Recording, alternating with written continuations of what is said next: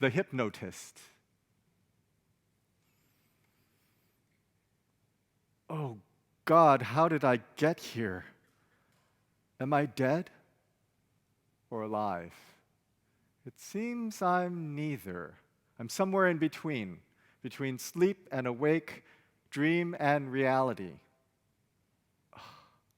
Is this what being hypnotized is like? I can admit this now. I've never been hypnotized.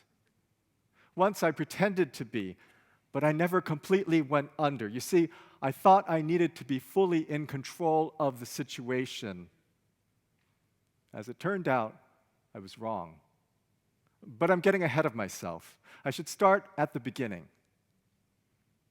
I found the hypnotist about 3 months ago, in June, after a show in a small theater in a small town along the shore. He was standing outside the stage door in a street next to a bar, smoking.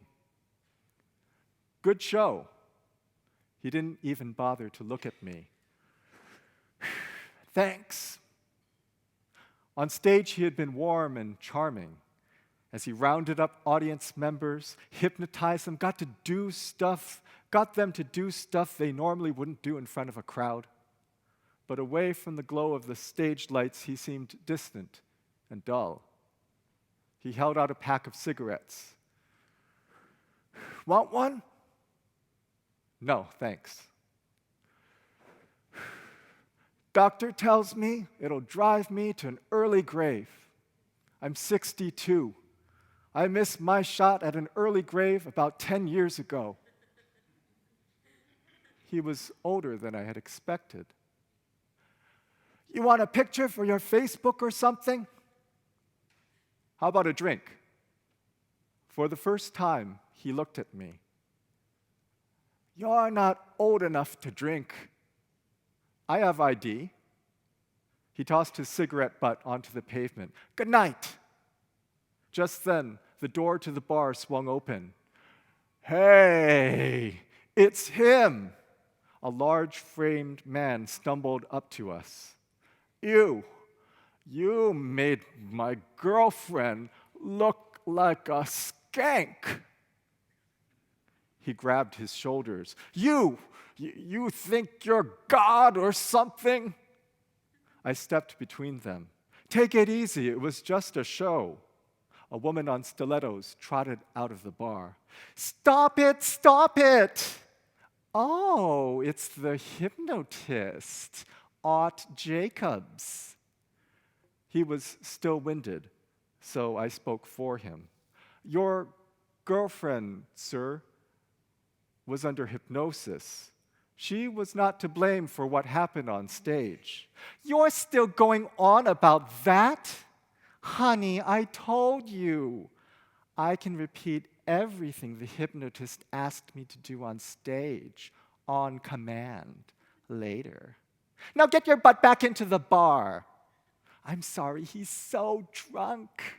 She winked at us and returned to the bar. You good? Yeah. Does this happen a lot? Sometimes. Maybe you need an assistant. I've had assistants. They never work out. I could do it. I've stage managed, and I've been studying hypnotism. No thanks. He started to walk away. That woman wasn't really under hypnosis. He stopped and looked at me. I didn't see that until the end. By then it was too late. I can spot the fakers. I could signal to you during the show, save you from large drunk guys. I used to be able to spot the fakers right away.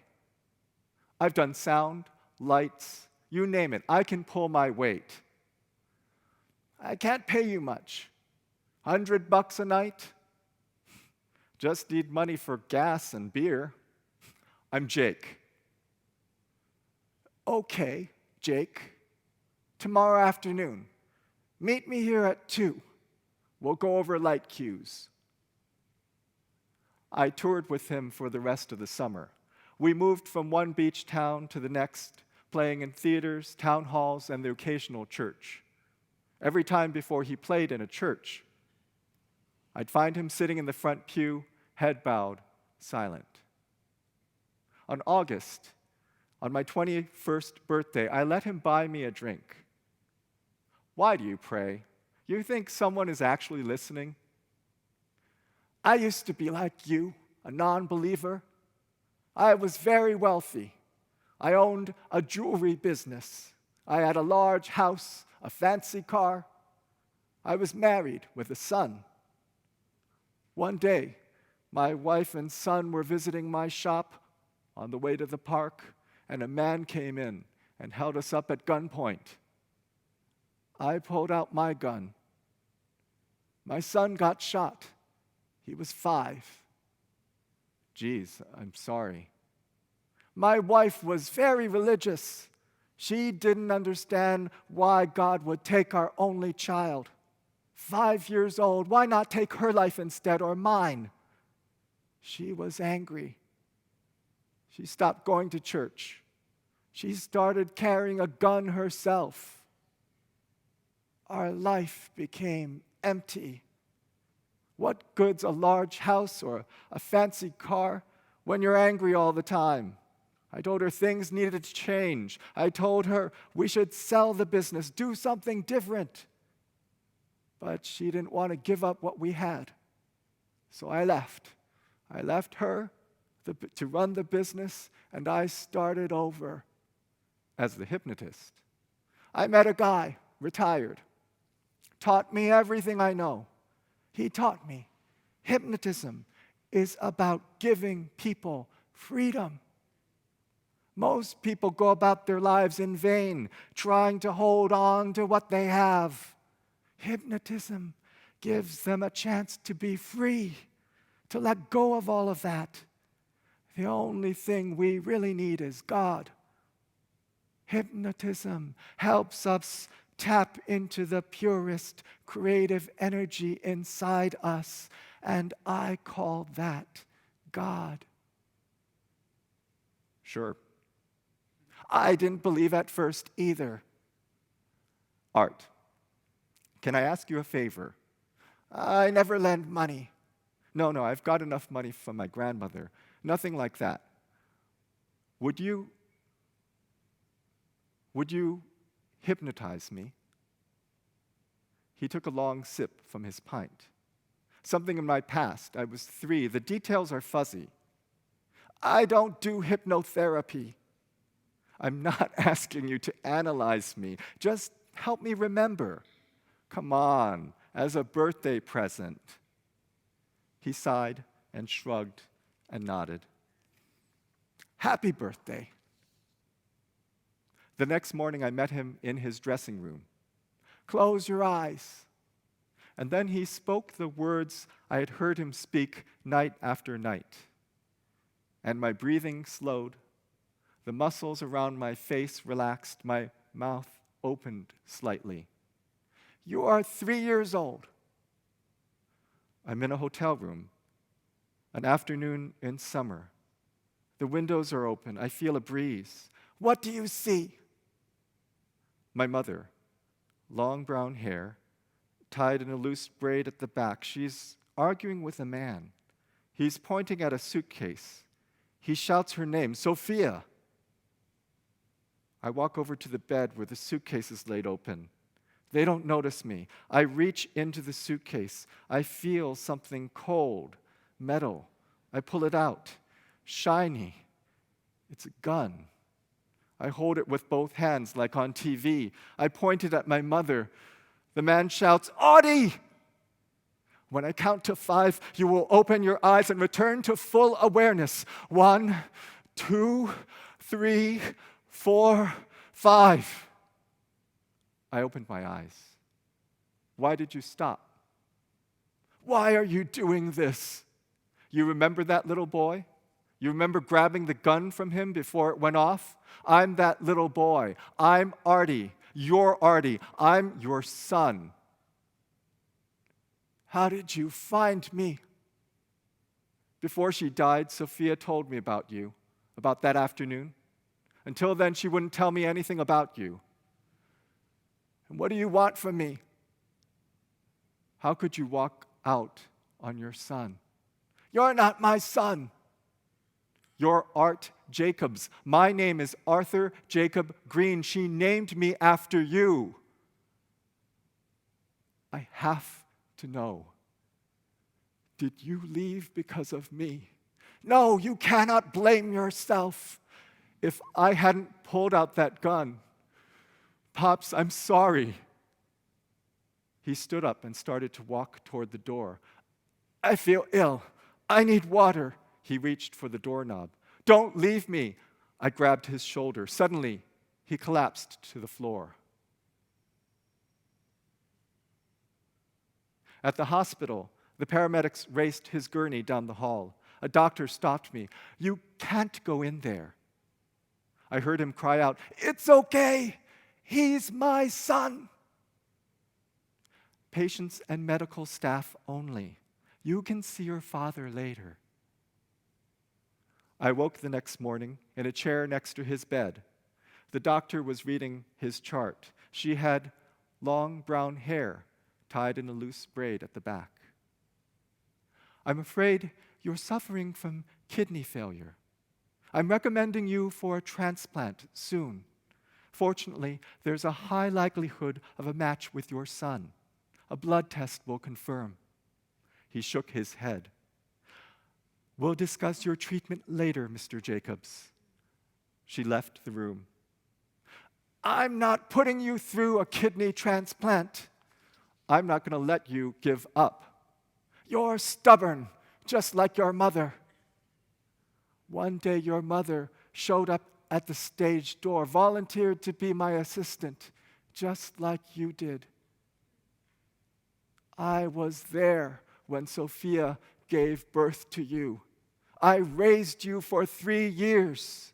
The gun in the suitcase, she'd never told me about that. That afternoon, I told her unless she got rid of it, I couldn't be a part of your upbringing. She wouldn't let it go. It was her mother's. That's all she said.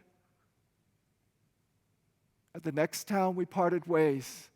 I didn't leave you. She left me. I'm sorry. I just wanted you to be safe. Then why did you leave me with her? She was your mother. I trusted God would protect her. And you. Like he protected your first son? Sometimes bad things happen, Jake. God wasn't to blame for his death. Blaming doesn't help. It just cuts you off from God's goodness. I don't need God. Your mother put her faith in a gun. She thought it would protect her, give her power, allow her to be in control. Life doesn't work that way, Jake. I knew who you were the moment you walked up to me outside the stage door. I knew you planted your friends in the audience and staged that scene outside the bar. I knew you faked being hypnotized. You've planned everything. You think you're in control, but there are things we cannot control, Jake. There are things we do not know. I'm taking the blood test. Whatever you're holding on to, you have to let it go. Free yourself. Tap into your heart where God is. Unless you free yourself, you will never know love. I stormed out of the room and asked to speak with the doctor. 2 days later, the doctor called us into her office. Before she says anything, I have to tell you, you will always be my son. Don't believe what the doctor tells you. You are my son. What are you talking about? Jake, I'm not your biological father. I looked at the doctor. She nodded. Sophia was a teenager, less than half my age. I never slept with her. I don't know who your father was. I don't know if Sophia knew. We were traveling from town to town. Oh, God. I will always be your pops, okay? You hear me, son? I will always be your pops. I can't explain what happened next. I remember bowing my head. I remember hearing a voice that sounded like mine. Dear God, help me. I thought I knew who I was, but I know nothing. I want to be free. I want to be that 3-year-old boy before I pulled out that gun. Oh God, help me. He placed his hand on my shoulder. I looked up. His face was strong and kind, and for the first time, I saw him. I wiped my tears and turned to the doctor. What are our other options? Well, as it turns out, you are a match for the transplant. Pops, we're a match. What are the odds of that? Thankfully, the odds are quite high for a grandparent and grandchild. Grandparent, but my son died when he was 5. Not your son, your daughter. This young man's mother was your daughter. Mother told me her father left before he even knew grandmother was pregnant. Sophia, my daughter, Jake, my grandson.